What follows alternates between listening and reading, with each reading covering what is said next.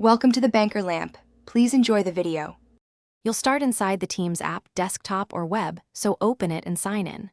Once done, navigate to the chat, channel, or meeting window you want to magnify. Now try the quickest method first.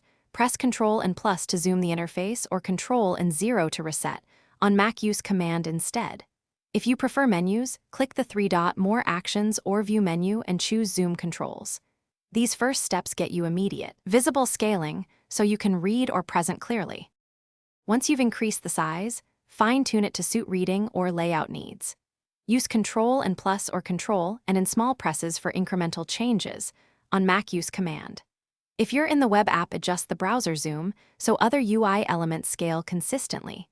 If on desktop, use Teams' own zoom to preserve window layout. When viewing someone's shared screen, request they zoom their content or grant control so you can zoom documents directly. That keeps text sharp and navigation predictable. To finish, return to the normal view with Ctrl and 0 or Command and 0. That restores your default. If zoom seems ineffective, make sure Teams is updated and your display scaling in Windows or Mac OS isn't forcing odd sizes. Adjust it to 100% or recommended.